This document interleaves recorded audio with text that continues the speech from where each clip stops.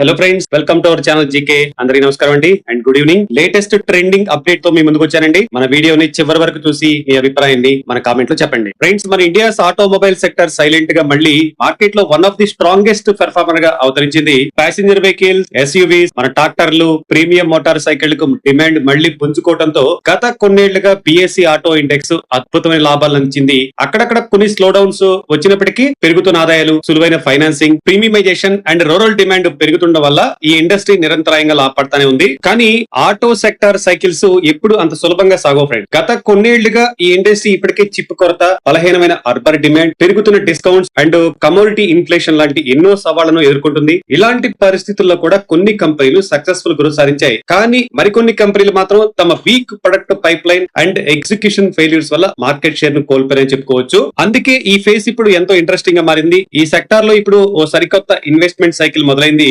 కంపెనీలు తమ ఎస్ఈవి పోర్ట్ఫోలియోను పెంచుకుంటున్నాయి, ఈవీలపై పెట్టుబడులు భారీగా పెంచుకుంటున్నాయి, మ్యానుఫ్యాక్చరింగ్ కెపాసిటీని ఎక్స్పాండ్ చేస్తున్నాయి. అలాగే ఇండియాను ఒక లార్జర్ ఎక్స్పోర్ట్ హబ్ గా మార్చడానికి సిద్ధం చేసుకుంటున్నారు. అదే సమయంలో దీనికి సంబంధించిన స్ట్రక్చరల్ డ్రైవర్స్ కూడా ఎంతో పాజిటివ్ గా మారాయి. ఇండియా FY25 లో ఏకంగా రికార్డు స్థాయిలో 4.3 మిలియన్స్ ప్యాసింజర్ వెహికల్స్ ను విక్రయించింది. అలాగే మార్కెట్ ఎస్యూవీ షేర్ కూడా నిరంతరాయంగా పెరుగుతా ఉంది. సాధారణంగా వాల్యుయేషన్స్ కంటే కూడా వేగంగా గ్రోత్ విజిబిలిటీ మెరుగుపడే కంపెనీలోనే బెస్ట్ ఆపర్చునిటీస్ దొరుకుతాయి. అందుకనే మనం ఈ రోజు స్ట్రాంగ్ బ్యాలెన్స్ షీట్, స్పష్టమైన growth plans and next phase growth కోసం అగ్రెసివ్ గా క్యాపెక్స్ పెడుతున్న బెస్ట్ మేనేజ్మెంట్ టీమ్స్ ఉన్న ఆటో సెక్టర్ కంపెనీల గురించి ఈ వీడియోలో మనం డీటెయిల్ గా మాట్లాడుకుందాం. వీడియోని ఎండ్ వరకు చూసి మీ అభిప్రాయాన్ని, మీ పోర్ట్ఫోలియోలో ఉంటే గనక ఆ విషయాన్ని కూడా ఎందుకు కొన్నారో మన కామెంట్ లో చెప్పండి. మన లిస్ట్ లో మొదటి స్టాక్ మన ఇండియాలోని అత్యంత స్ట్రాంగ్ ప్యాసింజర్ వెహికల్ ఫ్రాంచైజీల్లో ఒకటైన హుండై మోటార్ ఇండియా. వీరు నమ్మకమైన కార్లు, స్ట్రాంగ్ ఎస్యూవీస్ అండ్ సరైన లాంచెస్ ద్వారా మార్కెట్ లో తమ స్థానాన్ని నిలబెట్టుకున్నారు. ఏది ఏమైనప్పటికీ మార్కెట్ షేర్ సాధించాలని ఉద్దేశంతో కాస్త బ్లైండ్ గా పరుగులు తీరు.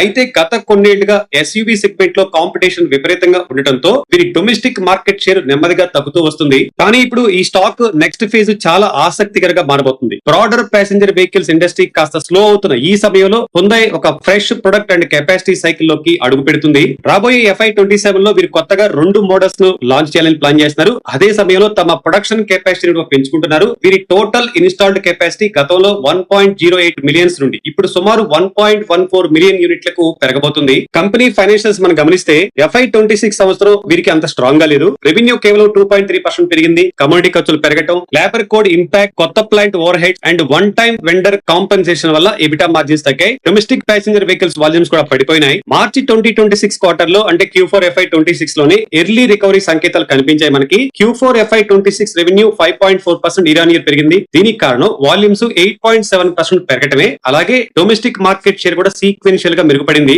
And company future growth plans స్పష్టంగా ఉన్నాయి ఫ్రెండ్. FY27 లో domestic and export PV volumes 8 to 10% పెరుగుతాయని కంపెనీ ఎక్స్పెక్ట్ చేస్తుంది. ఎమర్జింగ్ మార్కెట్లకు ఇండియాను ఒక లార్జర్ ఎక్స్పోర్ట్ హబ్ గా మారుస్తున్నారు. అలాగే SUV penetration and EV localisation కూడా పెంచుతున్నారు. కమోడిటీ ప్రెజర్ తగ్గటం అంటే ఖర్చులు తగ్గటం, పూణే ప్లాంట్ యూటిలైజేషన్ మెరుగుపడటం అండ్ కంపెనీ ఆపరేటింగ్ లెవరేజ్ పికిన్ అవటం వల్ల రాబోయే రోజుల్లో తమ ఎబిటా మార్జిన్స్ 11 to 14% రేంజ్ లో స్థిరంగా ఉంటాయని మేనేజ్మెంట్ భావిస్తుంది. ఇక వాల్యుయేషన్స్ కుంటే ప్రస్తుతం స్టాక్ 28.x PE దగ్గర ట్రేడ్ అవుతుంది. డెఫినెట్ గా ఈ స్టాక్ ను మీ అనాలిసిస్ రిపోర్ట్ లో పెట్టుకుని వాచ్ చేస్తా ఉండండి. మన లిస్ట్ లో రెండో స్టాక్ మన ఐషర్ మోటార్స్. కేవలం మోటార్ సైకిల్ బ్రాండ్ ఒక లైఫ్ స్టైల్ ఫ్రాంచైజీగా మార్చిన ఒక అద్భుతమైన కంపెనీ ఫ్రెండ్స్. ఇది తమ ప్రైసింగ్ పవర్ ఏ మాత్రం తగ్గకుండా చూసుకుంటూ mid size motor cycle segment లో ఏకంగా 87% మార్కెట్ షేర్ తో రాయల్ ఎన్ఫీల్డ్ ద్వారా ఇప్పటికే రారాజుగా వెళ్తుంది. ఇక్కడ ఆశ్చర్యకరమైన విషయం ఏంటంటే ఇయర్స్ గడుస్తున్న కొద్దీ ఈ ప్రీమియం బైక్ రేట్స్ పెరుగుతున్నప్పటికీ వీటి డిమాండ్ మాత్రం ఏ మాత్రం తగ్గడం లేదు. హెల్దీ బుకింగ్స్ అండ్ డీలర్స్ దగ్గర కేవలం 7 days కంటే తక్కువ ఇన్వెంటరీ ఉండటంతో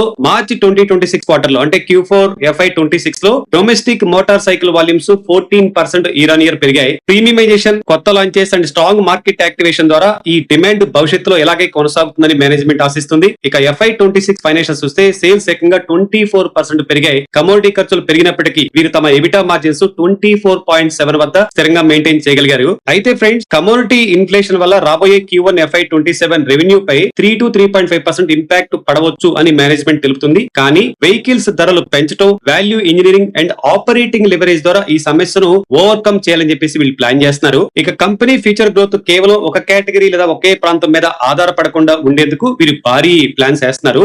FY28 నాటికి సుమారు 960 కోట్ల పెట్టుబడితో తమ వార్షిక ప్రొడక్షన్ కెపాసిటీని 1.6 మిలియన్ నుండి 2 మిలియన్ యూనిట్స్ కు పెంచబోతున్నారు. అండ్ సంచలనాత్మక ప్రతిష్టాత్మక ఫ్లయింగ్ ఫ్లీ ద్వారా ఎలక్ట్రిక్ మొబిలిటీ సెగ్మెంట్ లో కూడా వీరు ఎంటర్ అవుతున్నారు. అలాగే లాటిన్ అమెరికా అండ్ ఆసియా దేశాల్లో తమ ఇంటర్నేషనల్ ప్రెజెన్స్ ను నిరంతరంగా విస్తరిస్తున్నారు. ఇక వాల్యుయేషన్స్ విషయానికి వస్తే ప్రస్తుతం స్టాక్ 35.8x PE వద్ద ట్రేడ్ అవుతుంది. డెఫినెట్ గా మీరు ఆర్డర్ లో పెట్టుకుని వాచ్ చేస్తా ఉండండి. మన లిస్ట్ లో మూడో స్టాక్ మనందరికి ఇష్టమైన మహీంద్రా అండ్ మహీంద్రా అండి. మహీంద్రా ట్రాక్టర్స్ మనం అందరూ వాడే ఉంటాం కదా. మహీంద్రా అంటే కేవలం ట్రాక్టర్స్ ఇటు ఎస్యూవీలు మాత్రమే అమ్మే కంపెనీ అనుకుంటే పొరపాటు ఫ్రెండ్స్. ఇప్పుడు మెల్లగా ఒక ఫుల్ స్పెక్ట్రమ్ మొబిలిటీ ప్లే గా కన్వర్ట్ అవుతుంది. ఈ కంపెనీ స్టోరీలో అత్యంత ఆసక్తికరమైన విషయం ఏంటంటే ఫ్రెండ్స్ వీరి టైమింగ్. ఆటోమొబైల్ ఇండస్ట్రీలో ఒక స్ట్రాంగ్ రన్ తర్వాత అసలు ఈ డిమాండ్ ఎలాగే కొనసాగుతుందా లేదా అని మిగతా కంపెనీలు ఇంకా చర్చలు జరుపుకుంటున్న ఈ సమయంలో మహీంద్రా మాత్రం తమ కెపాసిటీని పెంచుకుంటూ కొత్త లాంచెస్ ను వేగవంతం చేస్తూ నెక్స్ట్ గ్రోత్ సైకిల్ కోసం పక్కాగా రెడీ అవుతుంది. కంపెనీ ఫైనాన్షియల్ విషయానికి వస్తే strong SEV demand and top volumes భారీగా పెరగడం వల్ల company FY26 stand alone sales ఏకంగా 25% గ్రోత్ సాధించాయి. ఎబిటా మార్జిన్స్ 19% వద్ద స్థిరంగా ఉన్నాయి. ఇక మార్చి 2026 క్వార్టర్ Q4 FY26 లో సేల్స్ 29% పెరగగా ఎబిటా మార్జిన్స్ 18% గా నమోదయ్యాయి. వీరి ఆటో బిజినెస్ కూడా హెల్దీ PBIT మార్జిన్స్ ను రిపోర్ట్ చేస్తూ వస్తుంది.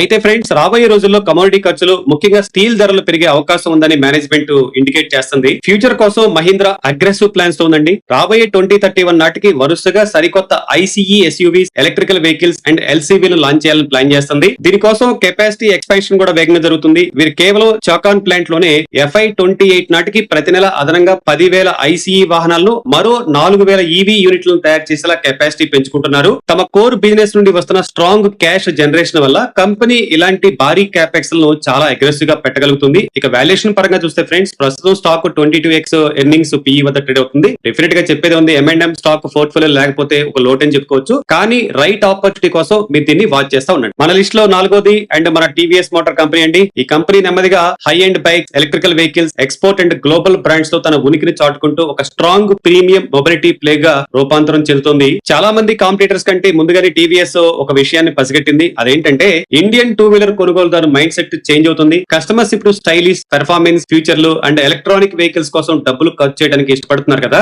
ఈ మార్పు వారి సేల్స్ నెంబర్స్ లో స్పష్టంగా కనిపిస్తుంది. ప్రస్తుతం స్కూటర్లు అంటే ఈవీలతో సహా వీరి మొత్తం సేల్స్ లో దాదాపు 38% వాటాను కలిగి ఉన్నాయి. జూపిటర్, ఎంటార్క్, ఐక్యూబ్ సేల్స్ ద్వారా ఇది 40% దాటుతుందని మేనేజ్మెంట్ అంచనా వేస్తుంది. ఎకానమీ బైక్ సెగ్మెంట్ వీక్ గా ఉన్నప్పటికీ అపాచీ, రొనిన్ లాంటి ప్రీమియం మోటార్ సైకిల్ కి మాత్రం మార్కెట్ లో హెల్దీ డిమాండ్ ఉంది. వీరి ఫైనాన్షియల్ విషయానికి వస్తే 24% volume growth and export, scooters, EVs లో ఉన్న స్ట్రాంగ్ మొమెంటం వల్ల FY26 రెవెన్యూ ఏకంగా 30.4% పెరిగింది. మెరుగైన product mix and operating leverage and premiumisation వల్ల ఎబిటా మార్జిన్స్ 14% ఇంప్రూవ్ అయ్యాయి. ఇక Q4 FY26 లో రెవెన్యూ 27% పెరగా మార్జిన్స్ 15% గా రికార్డ్ అయినాయి. అయితే steel, aluminium, gas and crude ఆధారిత ఇన్పుట్ ధరలు పెరగటం వల్ల అంటే ఈ ఇన్ఫ్లేషన్ వల్ల నియర్ టర్మ్ లో మార్జిన్స్ పై కాస్త రిస్క్ ఉండొచ్చు అని మేనేజ్మెంట్ సూచించింది. అండ్ ఫ్యూచర్ కోసం వీరు వేసిన ప్లాన్స్ చాలా అగ్రెసివ్ గా ఉన్నాయి. వచ్చే ఏడాది నాటికి ఏటా అదనంగా 1.5 మిలియన్ యూనిట్ల కెపాసిటీ యాడ్ చేయాలని ప్లాన్ చేస్తారు. దీంతో వీరి టోటల్ కెపాసిటీ సుమారు 8.3 మిలియన్ యూనిట్లకు చేరుకుంటుంది. ఎలక్ట్రానికల్ వెహికల్స్ కెపాసిటీని ఇప్పటికే నెలకు 40,000 యూనిట్లకు పెంచారు. దీనిని త్వరలో 50,000 యూనిట్లకు పెంచనున్నారు. అంతేకాదు FY26 లో northern motor vehicles, TVS credit overseas operations and future growth plans కోసం ఏకంగా 2,400 కోట్లు క్యాపెక్స్ పెడుతున్నారు. ఫ్రెండ్స్ డెఫినెట్ గా మీ క్లోజ్ రాడర్ లో పెట్టుకుని వాచ్ చేస్తా ఉండండి. మన లిస్ట్ లోది ఐదోది అండ్ ఈ రోజు ఆఖరి స్టాక్ అండి. మన కమర్షియల్ వెహికల్ సెక్టార్ లో తిరుగులేని బ్రాండ్ అశోక్ లైలాండ్. గతంతో పోలిస్తే ఈసారి Ashok Leyland next commercial vehicle cycle లోకి అత్యంత బలమైన పొజిషన్ లోకి అడుగు పెడుతుంది. కేవలం ట్రక్కుల పైనే ఆధారపడకుండా బస్సులు, LCVలు, export, after market, defence and power solutions లాంటి విభిన్న రంగాల్లో తమ బిజినెస్ ను విస్తరించింది. ఈ డైవర్సిఫికేషన్ వల్ల డౌన్ టర్న్ అయినప్పుడు అంటే మార్కెట్ తగ్గినప్పుడు ఇలాంటి సమయాల్లో కూడా వీరి ఆదాయాలు స్థిరంగా ఉంటాయి. ఈ స్టాక్ ఇప్పుడు ఒక భారీ ఆపర్చునిటీ వచ్చింది ఫ్రెండ్. ఇండియాలో కమర్షియల్ వాహనాల సగటు వయసు గతంలో ఉన్న 7 to 7.5 సంవత్సరాల నుండి ఇప్పుడు దాదాపు 10 to 10.5 సంవత్సరాలకు పెరిగింది కదా. దీని వల్ల పాత వాహనాల స్థానంలో కొత్త వాహనాలు కొనే రీప్లేస్మెంట్ సైకిల్ భారీగా మొదలైంది. దీని తోడు GST రేట్ల హేతుబద్ధీకరణ వల్ల ఫ్రైట్ డిమాండ్ మెరుగై అటు రీటైల్ అండ్ ఇటు బల్క్ ఫ్లీట్ ఆపరేటర్లు ఇద్దరు మళ్లీ మార్కెట్ లోకి కొనుగోలు చేయడానికి వస్తున్నారు. ఈ పాజిటివ్ మొమెంటం వారి నెంబర్స్ లో క్లియర్ గా కనిపిస్తుంది. FY26 మొదటి 9 నెలల్లోనే అశోక్ లైలాండ్ యొక్క డొమెస్టిక్ MHCV అంటే మన medium and heavy commercial vehicles volumes industry వృద్ధి కంటే ఎక్కువగా ఏకంగా 9.8% పెరిగాయి. అంటే ఇది ఇయర్ ఆన్ ఇయర్ అండి. దీనివల్ల కంపెనీ మార్కెట్ షేర్ ను కూడా పెంచుకోగలిగింది. And domestic LCV market share 12.7% మెరుగవుగా ఇదే కాలంలో ఎక్స్పోర్ట్స్ ఏకంగా 30% పెరిగినాయి. క్వార్టర్ టు క్వార్టర్ విషయానికి వస్తే Q3 FY26 లో కమోడిటీ ఖర్చులు పెరిగినప్పటికీ రెవెన్యూ 24% ఇయర్ ఆన్ ఇయర్ పెరిగింది. ఎబిటా మార్జిన్స్ 19% వద్ద చాలా స్ట్రాంగ్ గా నిలిచింది. ఇంకా విశేషం ఏంటంటే వీరి డిఫెన్స్ రెవెన్యూ ఏకంగా 84% ఇయర్ ఆన్ ఇయర్ పెరగగా పవర్ సొల్యూషన్స్ ఆదాయం 45% గ్రోత్ చెందింది. Future and next phase growth కోసం అశోక్ లైలాండ్ చాలా అగ్రెసివ్ గా ప్రిపేర్ అవుతుంది. రీసెంట్ గానే లక్నోలో తమ సరికొత్త ఈవీ మ్యానుఫ్యాక్చరింగ్ ఫెసిలిటీని ప్రారంభించారు. తమ స్విచ్ మొబిలిటీ మరియు ఓహెచ్ఎం ద్వారా ఎలక్ట్రిక్ ట్రక్కులు, బస్సుల ప్రొడక్షన్ ను భారీగా పెంచుతున్నారు. అంతేకాదు గతంలో వీరు కాస్త వెనుకబడిన north and west India market లో తమ పట్టును పెంచుకున్నారు. కేవలం 9 మంత్స్ FY26 లోనే కొత్తగా 152 టచ్ పాయింట్లను యాడ్ చేసి తమ డిస్ట్రిబ్యూషన్ నెట్వర్క్ ను మరింత బలోపేతం చేస్తున్నారు. ఫ్రెండ్స్ డెఫినెట్ గా ఈ స్టాక్ ని మీ క్లోజ్ రాడార్ లో పెట్టుకుని వాచ్ చేస్తా ఉండండి. ఆపర్చునిటీ వస్తే మాత్రం వదలొద్దు. ఫ్రెండ్స్ ఒక మాట అండి, బుల్ మార్కెట్ లో స్టాక్స్ చీప్ గా దొరుకుతున్నాయని మనం బ్లైండ్ గా ఇన్వెస్ట్మెంట్ చేస్తే వాల్యూ ట్రాప్ లో పడే ప్రమాదం ఉంది. లాంగ్ టర్మ్ సంపద కోసం కేవలం తక్కువ వాల్యుయేషన్స్ కాదు, strong management, healthy balance sheet and future growth visibility చూసి ఎంచుకోవాలి. ఈ రోజు మనం డిస్కస్ చేసిన స్టాక్స్ అన్ని కూడా ఇప్పుడు ఫ్రెష్ ఎక్స్పాన్షన్ ఫేజ్ లో ఉంటూ రీజనబుల్ వాల్యుయేషన్స్ లో దొరుకుతున్నాయి. అయితే మార్కెట్ లో ఏది 100% రిస్క్ ఫ్రీ కాదు కాబట్టి గుడ్డిగా మనం స్టోరీస్ నమ్మకుండా పక్కగా డ్యూ డిలిజెన్స్ చేసి బిజినెస్ క్వాలిటీ చూసాకే మీ పెట్టుబడి నిర్ణయాలు తీసుకోండి. మరి ఈ లిస్ట్ లో మీ ఫేవరెట్ స్టాక్ ఏంటో కింద కామెంట్ చేయండి. మన అనాలిసిస్ నచ్చితే వెంటనే లైక్ కొట్టి మన ట్రేడింగ్ ఫ్రెండ్స్ కూడా షేర్ చేసి అండ్ ఇన్వెస్ట్మెంట్ ఫ్రెండ్స్ కూడా షేర్ చేయండి. మన ఛానల్ కి గట్టిగా హైప్ ఇచ్చేయండి. ఇలాంటి అదిరిపోయే కంటెంట్ మిస్ కాకుండా ఉండడానికి ఇప్పుడే మన ఛానల్ సబ్స్క్రైబ్ చేసుకుని బెల్ ఐకాన్ చేసుకోండి. Happy investing, happy profitable day.